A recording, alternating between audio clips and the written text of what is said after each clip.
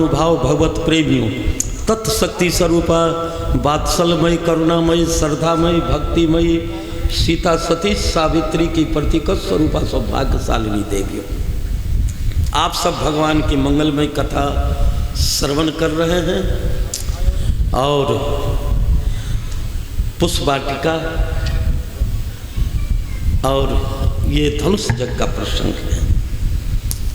आप सब कीर्तन सुन रहे थे, बरसाने के अलग और वृंदावन के अलग है, लेकिन जनकपुर के कीर्तन सबसे अलग है। वहाँ के लोग आज भी कीर्तन कैसे करते हैं? चारों जीजा की जय, चारों जीजी की जय, चारों जीजा की जय, चारों जीजी की जय, चारों जीजा की जय, चारों जीजी की जय, चारों जीजा की जय, चारों जीजी की जय। बोलो लाल लाल भांजे की जय जय जय, लाल लाल भांजे की जय जय जय। बोलो लाल लाल भांजे की जय जय, बोलो लाल लाल भांजे की जय जय जय। जनकपुर वासी आज भी यही कीर्तन करते हैं, चारों जीजा की जय, चारों जीजी की जय। संबंध है ना, उनके नाता जोड़े हुए हैं। और बोलो लाल लाल भांजे की जय। हनुमान जी भांजे लगते हैं क्योंकि जनकपुर वासियों को सीताराम जी जीजा जी हैं और हनुमान जी सीताराम जी के पुत्र हैं, तो मिथिला वासी को हनुमान जी भांजे लगे, इसलिए बोलो लाल लाल भांजे की जय जय जय, ये कीर्तन करते हैं।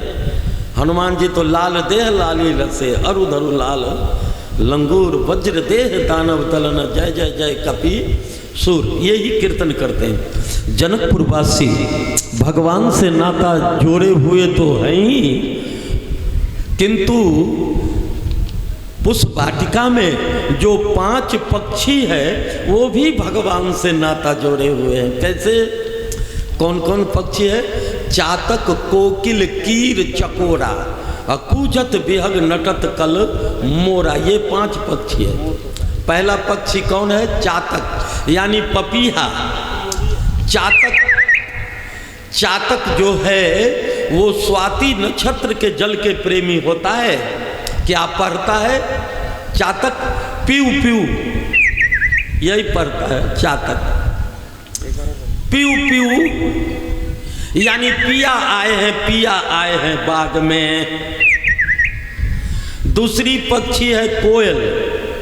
कोयल क्या करती है? कुहू कुहू करती है ना, कुहू कुहू, कहो कहो पिया का नाम क्या है। तीसरा पक्षी है तोता। तोता राम नाम के प्रेमी होता है, राम नाम का प्रेमी होता है। तो तोता ने कहा पिया का नाम ये क्या बताएगा? पिया का नाम तो मैं जानता हूँ, क्योंकि तोता राम नाम के प्रेमी है। तोता ने कहा पिया का नाम है राम। चौथा पक्षी कौन है? चकोर। चकोर ने तोता से कहा कि तुम तो पिया का नाम अधूरे ले रहे हो। तोता ने कहा पिया का पूरा नाम क्या है? तो चकोर ने कहा मैं जानता हूं पूरा नाम। चकोर किस चीज के प्रेमी होता है? चंद्रमा का। तो चकोर ने कहा पिया का पूरा नाम है रामचंद्र। बोलो रामचंद्र भगवान की। ये चारों गा रहे थे, तो मोर ने देखा कि ये लोग गा रहे हैं तो हमारा काम है नाचना, तो मोर नृत्य करने लग गया। उसके बाद भगवान राम जी लक्ष्मण जी बाग में जा रहे थे तो दरवाजे पर जब पहुंचे तो वहां साइन बोर्ड लिखा था, उसमें लिखा था जनाना बाग, पुरुष का प्रवेश वर्जित, पुरुष कोई नहीं जा सकता है। भगवान ने कहा लक्ष्मण ये बोर्ड में लिखा है जनाना बाग, हम हैं पुरुष, अब पुरुष को बाग में प्रवेश वर्जित है, मैं क्या करूं? और गुरुदेव के पुष्प के लिए जाना जरूरी भी है। लक्ष्मण जी ने कहा मैं उपाय करता हूं। लक्ष्मण जी वहीं चले गए जहां मोर ने नृत्य किया था, पंख गिर गया था। लक्ष्मण जी मोर पंख ले आए और भगवान के मस्तक में लगा दिया। सातों कांड में कहीं नहीं लगा है मोर पंख, केवल पुष्प वाटिका में लगा है, क्योंकि जनाना बाग में जाना है। क्योंकि भगवान श्री कृष्ण मोर पंख लगाकर सहस्रों गोपियों के बीच में रहते थे, तो लक्ष्मण जी ने मोर पंख लगा दिया। पुष्प वाटिका में ही लिखा है,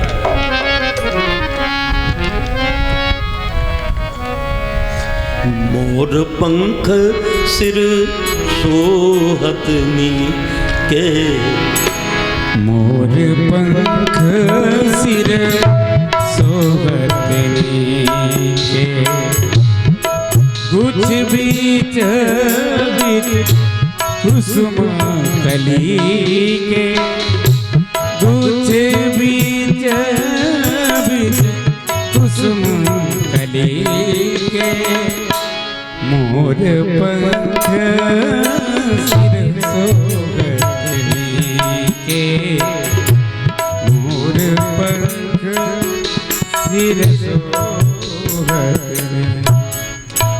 लक्ष्मण जी ने भगवान के मस्तक में मोर पंख लगा दिया। कहा अब जा सकते हैं, ये मोर पंख जनाना बाग में जाने का सर्टिफिकेट है, अब जा सकते हैं। भगवान गए बाग में। इधर बसंत ऋतु को मालूम हुआ कि बाग में राजा राम आए हैं, मैं भी ऋतुओं का राजा हूं, चलूं। तो वसंत आ रहा था, बसंत ऋतुओं का राजा है। तुलसीदास जी ने कहा ठहरो, इस जनाना बाग में कोई नहीं पुरुष जा सकता है। बसंत ने कहा हम तो जाएंगे। तुलसीदास जी ने कहा जाओगे? अगर जनाना बाग में जाना चाहते हो तो जनाना का भेष धारण कर लो, रसिक संप्रदाय में दीक्षा ले लो, जनाना बन जाओ, फिर जाओ जनाना बाग, साड़ी पहन लो। तो बसंत ने कहा साड़ी पहना दीजिए। तो तुलसीदास जी किस तरह से साड़ी पहना रहे हैं बसंत को? गोस्वामी जी ने लिखा भूप बाग बर देखे जाई, और जहाँ बसंत ऋतु की साड़ी पहना दिया और रही लो भाई स्त्रीलिंग में हो गई, यानी साड़ी पहना दिया, जनाना बन गए, बसंत बन गई।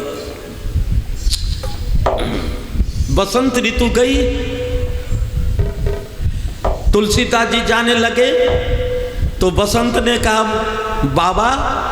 बाबा जी तुम कैसे जाओगे, हमको तो जनाना बना दिया, तुम भी तो तुलसीदास पुरुष हो, कैसे जाओगे? कहा तुलसीदास होगा तभी तो पुल्लिंग होगा, और खाली तुलसी तो स्त्रीलिंग है। तो और जगह तो दास लगाया हूं, दूसरे जगह। आज जनाना बाग में जाना था तो मैंने दास को हटा दिया, केवल तुलसी रहने दिया। तुलसी भवानी पूजी पुनि पुनि मुदित मन मंदिर। तुलसीदास जी बोले हम तो तुलसी महारानी बन चुके हैं, हम तो पहले से ही जनाना बन चुके हैं।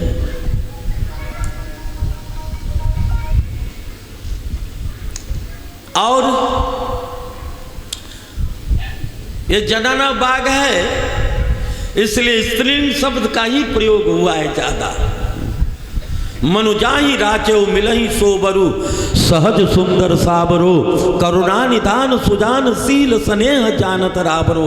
यही भांति गौरी शीस सुनी सिय, यही भांति गौरी स्त्रीलिंग सिय सहित ही हर्षित अली।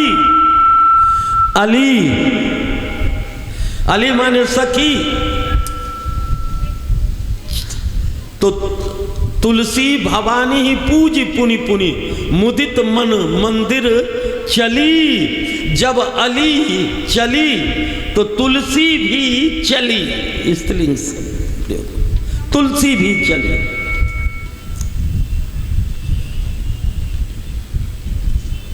सबके सब जनाना बाग में गए।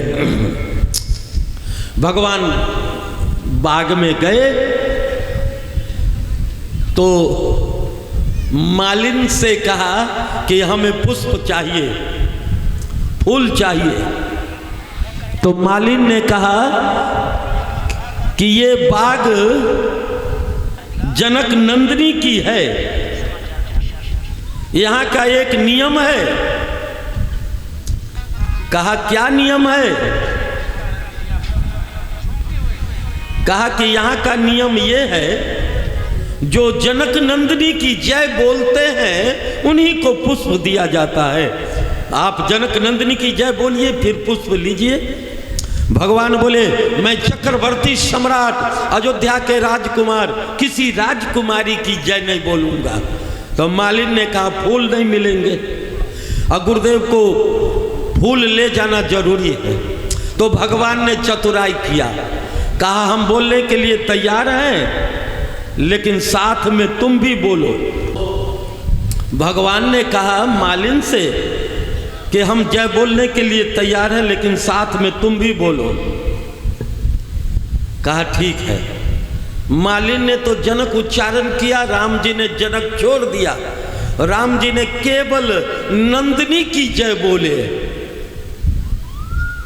मालिन समझ गई चतुराई को। मालिन ने कहा नंदिनी तो वशिष्ठ जी की गाय का नाम है, इसलिए साथ साथ चतुराई करने के लिए साथ साथ बुलवाए। अब तो आपको अकेले ही बोलना पड़ेगा। भगवान को अकेले बोलना पड़ा, जनक नंदिनी की जय। जैसे ही जय बोले उसके बाद लगे लेन दल फूल मुदित मन। जो खिले खिले फूल थे वो उतार लिया, और जो खिली कलियां थी उनको भगवान ने ग्रहण नहीं किया, उतारे नहीं। तो कली रोने लग गई और रो करके कह रही थी काश हम खिले होते तो हमारा भी भाग खुले होते। हम खिले नहीं हैं, इसलिए भगवान ने हमें स्वीकार नहीं किया। लक्ष्मण जी को दया लग गई। लक्ष्मण जी ने कहा कली रो मत, मैं अपने हाथों से उतार कर अब भगवान के मस्तक में सजाऊंगा। शब्द वही तुलसीदास जी के। लक्ष्मण जी कली को तोड़ करके भगवान के मस्तक में सजा दिया। कैसे? मोर पंख सिर सोहत नीके और गुच्छ बीच बीच कुसुम कली के, कलियों को सजा दिया। फिर मालिन ने कहा सरोवर में मत जाइएगा। क्यों? क्योंकि वहां कमल है, कमल के ऊपर भौरा है। अगर आप जाएंगे तो भौरा एक ही तरह के कमल देखा है, और जब आप जाएंगे तो अजनबी कमल देखेगा तो वहां मंडराना छोड़ करके आपके मुख कमल पर मंडराना शुरू कर देगा। भगवान का सर्वांग कमल का ही उपमा दिया गया। भगवान के मुख भी कमल, नेत्र भी कमल, हाथ भी कमल, पांव भी कमल। कहाँ लिखा है? आप लोग स्तुति करते हैं ना, तो कंज माने कमल होता है। नव कंज लोचन कंज मुख कर कंज पद कंजार।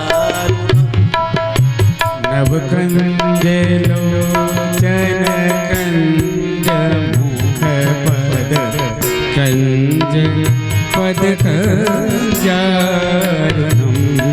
श्री रामचंद्र कृपालु भगुमन हरन भव भय दारुणम। श्री रामचंद्र कृपालु भज मन हरण भव भय दारुणम। श्री राम नवकंज लोचन, नेत्र भी कमल, मुख भी कमल। वही मालिन ने कहा कि आप जब सरोवर में जाएंगे तो मुख कमल में दो दो नयन कमल देखेगा, वहां मडराना छोड़ करके आपके। भगवान बोले कुछ भी हम जाएंगे। जब सरोवर में गए तो सारे भौरा भगवान के शरीर में लिपट गया, पीछा नहीं छोड़ रहा था। पीछा कब छोड़ा? जब जनकनंदिनी आ गई। भौरा सब जगह जाता है,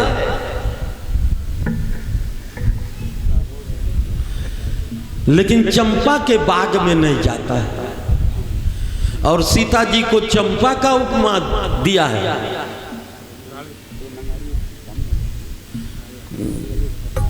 तुलसीदास जी के 12 ग्रंथ है, उसमें एक बरबे रामायण है, उसमें तुलसीदास जी को चंपा का उपमा दिया है। चंपक हरवा अंग सोहई। चंपा के बाग में भौरा क्यों नहीं जाता है? प्रश्न किया गया। चंपा तो में 3 गुण, रंग रूप और उपास, अवगुण तो में कौन सा जो भमर न आवे पास। उसका जवाब दिया। चंपा बरनी राधिका, भमर कृष्ण को दास, माता अपनी जान के भमर न आवे पास। तो उसी समय सीता जी को सुनैना माता ने गौरी पूजन के लिए भेज दी। गौरी पूजन जननी पठाई। क्यों? कुंवारी लड़कियों को सुंदर पति पाने के लिए पार्वती जी का पूजन करने चाहिए और कुछ पाठ भी करना चाहिए। कहां से कहां पाठ करना चाहिए? जय जय गिरिवर राज किशोरी, यहाँ से पाठ आरंभ करे। जानी गौरी अनुकूल सिय हिय हर्षित न जात कही, मंजुल मंगल मूल बाम अंग फरकन लगे। इतना पाठ करना चाहिए और पार्वती जी का पूजन करना चाहिए। कुंवारी लड़कियों को पार्वती जी का पूजन करना चाहिए। जैसा कि सुनैना माता ने सीता जी को गौरी पूजन के लिए बाग में भेजती है ताकि सुंदर पति मिले। पुराने जमाने में जो राजकुमारियां होती थी वो सवेरे सवेरे पार्वती जी के मंदिर में जाती थी पूजन के लिए ताकि सुंदर पति मिले। अब जमाना बदल गया। आजकल के राजकुमारी सवेरे सवेरे कहाँ जाती है? गौरी पार्वती जी के मंदिर में नहीं, कहाँ जाती है? तो एक कवि ने लिखा, प्रातः काल उठ के राजकुमारी और क्रीम पाउडर लगाकर करे पिक्चर की तैयारी।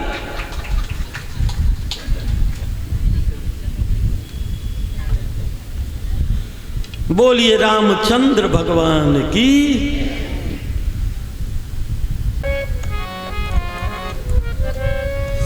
तेहि अवसर सीता कहाँ आई, अवसर सीता दयाई गिरिजा पूजन जननी पठाई गिरिजा पूजन जननी पठाई संग सखी सब सुबग सयानी गावई गीत मनोहर बानी अवसर सीता अवसर सीता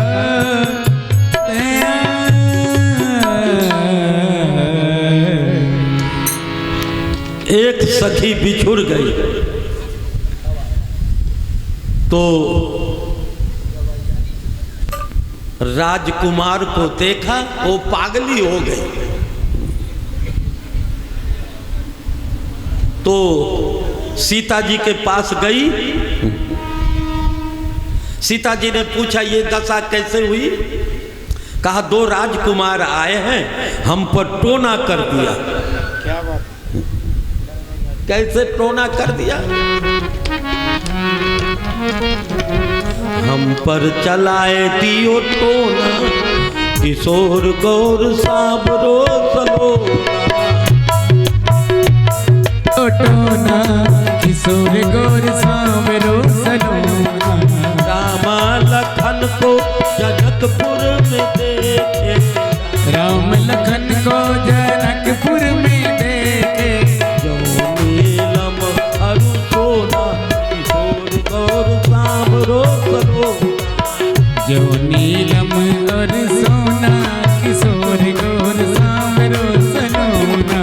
रामा लखन को फूल बगिया में देखे, राम लखन को फूल बगिया में देखे। लिए फूल सोना, किशोर गौर साबरो सलोना।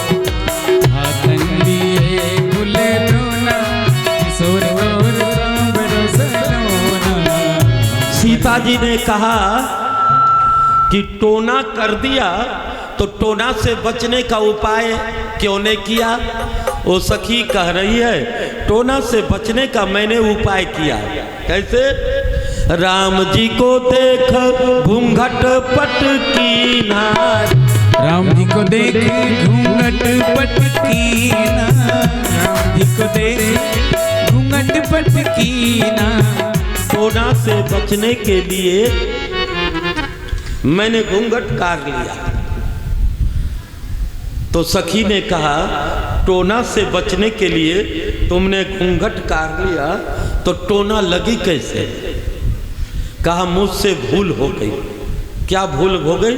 तो वो कह रही है कि खुला रहा एक कोना खुला था, उस कोना के द्वारा टोना। सीता जी ने कहा भगवान का टोना जिसको लग जाए वो तो धन्य हो गई, तुम तो धन्य हो गई। उसके बाद सीता जी ने पार्वती जी का पूजन किया, गौरी पूजन। और उसके बाद पार्वती जी का स्तुति किया। जय जय गिरिवर राज किशोरी। हो जाए पार्वती जी का भजन।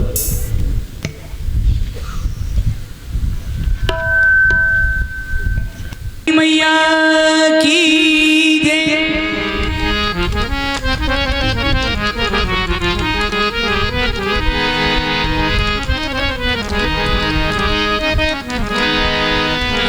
माता जी का मंदिर में, माता जी का मंदिर में भरतार नाचूंगी रे दोनों हाथा माई जुड़ लो सदार नाचूंगी रे दोनों हाथा माई। माता जी का मंदिर में, माता जी का मंदिर में भरतार नाचूंगी रे दोनों हाथा माई जुड़ लो सदार नाचूंगी रे दोनों हाथा माई।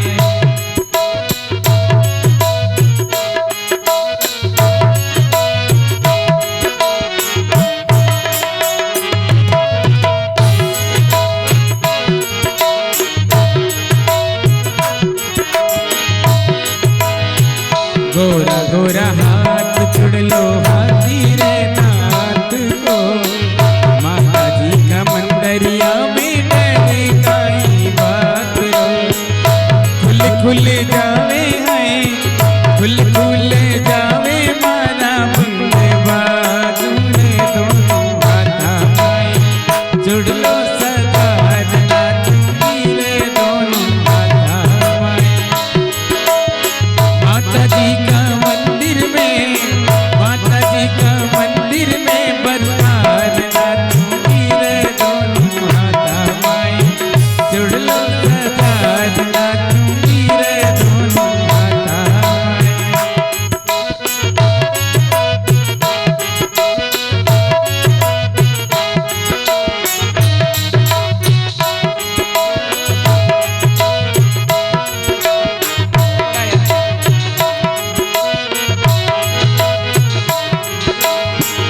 छम छम नाचो पग बांध लूंगी घुंघरू, छम छम नाचो पग बांध लूंगी घुंघरू। माता जी रो नाम भरा हिरना में सुमरू, चक्री की नाई है, चक्री की नाई में तो घूम जाऊंगी रे दोनों हाथा माए जुड़ लो सदा रात मेरे दोनों हाथा माए। माता जी का मंदिर में, माता जी का मंदिर में बरसात रात मेरे दोनों हाथा माए जुड़ लो सदा रात मेरे दोनों हाथा माए।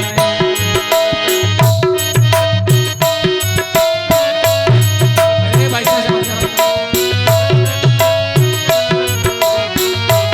बड़ा हो गया।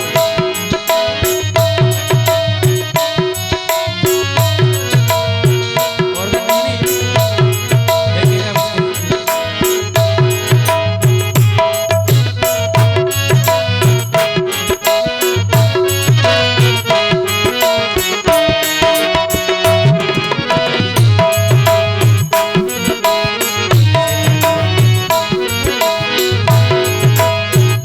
माते भवानी कथा ते निराला, आवरी भगत मैया थारे पड़ा पड़ा। डॉलर की नाई है, डॉलर की नाई में तो घूम जाऊंगी रे दोनों हाथा माए जुड़ लो सदा रात मेरे दोनों हाथा माए। माता जी का मंदिर में, माता जी का मंदिर में बरसात रात मेरे दोनों हाथा माए जुड़ लो सदा रात मेरे दोनों हाथा माए दोनों हाथा माए दोनों हाथा माए। एक बार जी करा पार्वती मैया की जय। सीता जी को आशीर्वाद दिया, आप भी तो देखो इलेक्ट्रिक कहा कि जो मन में रच करके रखी है वही साबरा बर तुम्हें मिलेंगे। इसके जिम्मेदार आप जानी गौरी अनुकूल सिय हिय हर्षन जात कही मंजुल मंगल मूल बाम अंग फरकन लगे। सीता जी का बायां अंग फरकने लगे। स्त्रियों के बायां अंग फरके समझना चाहिए कि कार्य की सिद्धि।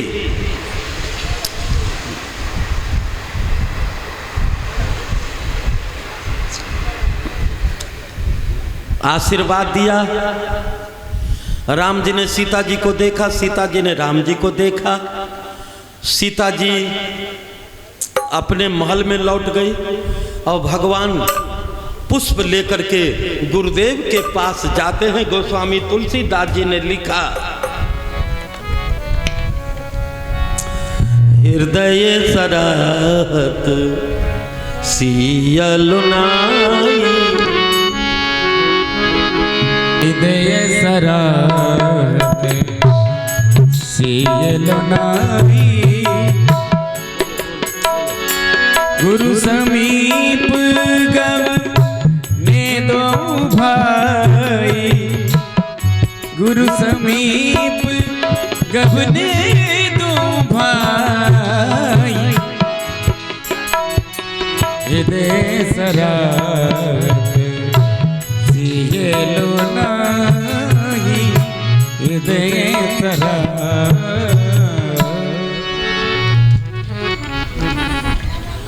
गुरुदेव के पास गए, सुमन पाई मुनि पूजा किन्ही। सुमन पाकर मुनि ने पूजा किया तो गुरुदेव ने कहा, राम सुमन तो ले आए लेकिन मन कहाँ छोड़ आए? मन तो तुम्हारे साथ में नहीं है। इतना विलंब कैसे हुआ? दूसरा होता तो गुरुजी को पढ़ा देते। गुरुजी क्या बताए, एक बाग में गए, एक चिड़िया को देखा, 4 पंख था और 8 पांव थे, लेकिन भगवान ने तो सत्य सत्य गुरुदेव को बता दिया। कहा, गुरुदेव हमको सीता जी को देखने में इतना समय हो गया।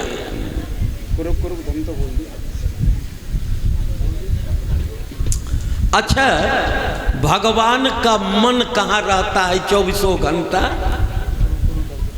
रात दिन भगवान का मन कहाँ रहता है? एक ही जगह रहता है भगवान का मन। सुंदर कांड में चौपाई, भगवान का मन सदैव सीता जी के पास रहता है। सो मनु सदा रहत तो ही पाही। भगवान का मन सदैव सीता जी के पास रहता है। इसीलिए लिखा है,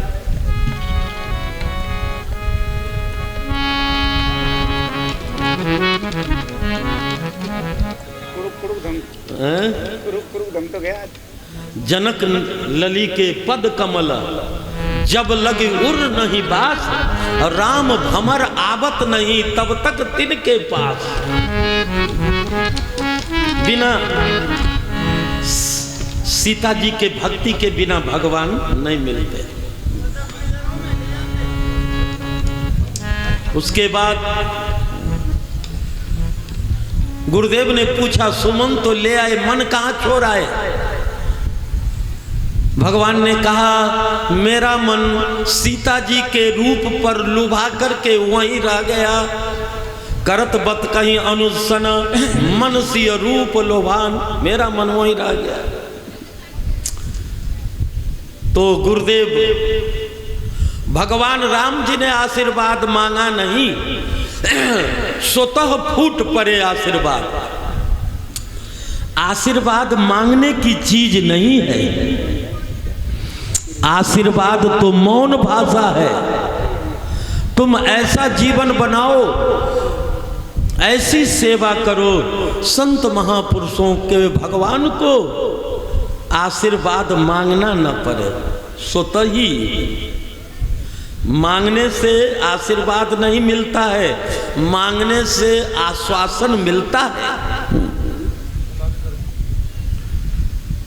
राम जी ने ऐसा जीवन बनाया, मांगना नहीं पड़ा, स्वतः ही गुरुदेव आशीर्वाद दिया। बुद्ध देव करीब 250 शिष्यों को लेकर के काशी गए। शिष्यों से पूछा, आज निमंत्रण? कहा, एक सेठ जी के यहाँ निमंत्रण है। बुद्ध देव गए, सेठ जी खीर बनाए थे। खीर तो बुद्ध देव ने कहा, सेठ जी कमंडल में खीर डाल दीजिए। तो जब सेठ जी डालने लगे तो उसमें कीचड़ लगा था। तो सेठ जी बोले, बाबा आपके कमंडल में कीचड़ लगा है। तो दोबारा साफ करके बुद्ध देव ले गए, कहा कि अब खीर डाल दीजिए। सेठ जी ने खीर डाल दिया कमंडल में।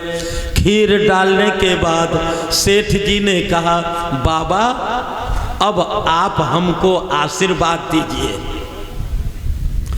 तो बुद्ध देव ने कहा, सेठ जी ये बताइए पहले, खीर की कीमत ज्यादा है या आशीर्वाद की कीमत ज्यादा है? सेठ जी ने कहा, आशीर्वाद की कीमत ज्यादा है। बुद्ध देव ने कहा, कमंडल में कीचड़ लगा था तो तुमने खीर जैसा सामान्य पदार्थ नहीं डाला, तुम्हारे काया के कमंडल में कीचड़ लगा हुआ है। यदि मैं आशीर्वाद भी दूंगा तो वो ठहरने वाला नहीं है।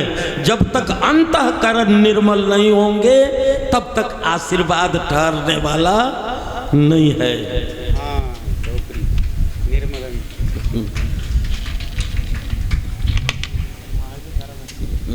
निर्मल मंजन, चलो निर्मल मंजन वाला दोहरा दूं।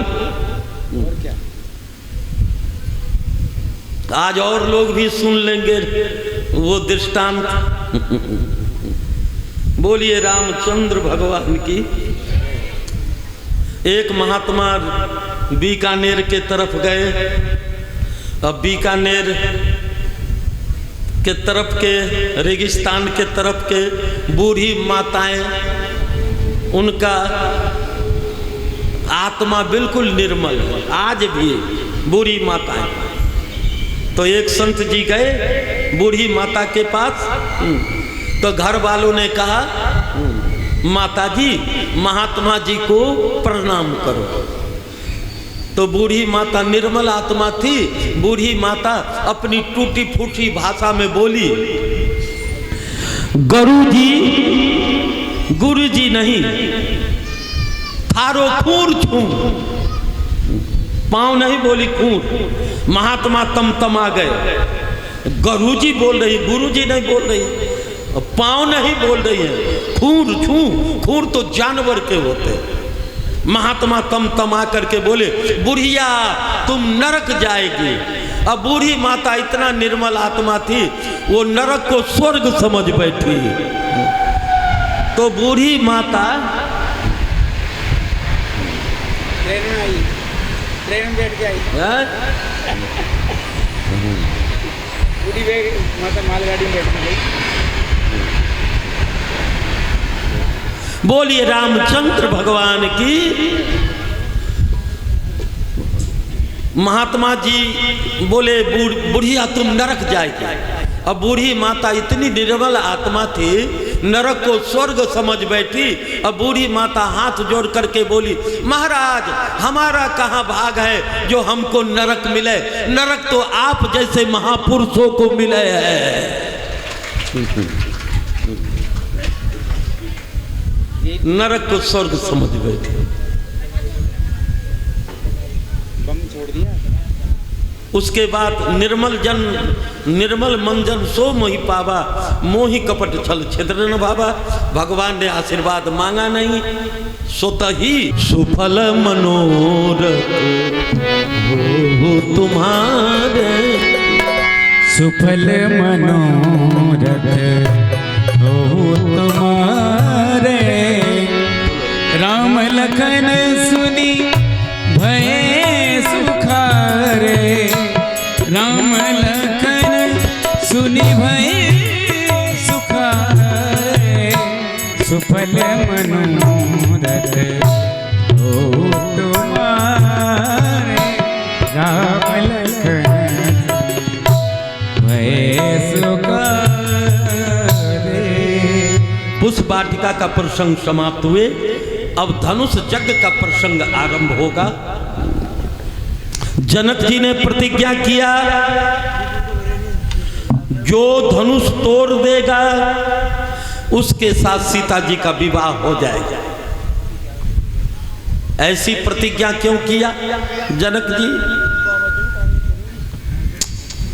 पहले के जमाने में वर की योग्यता की परीक्षा लेने के लिए इस तरह का करते थे।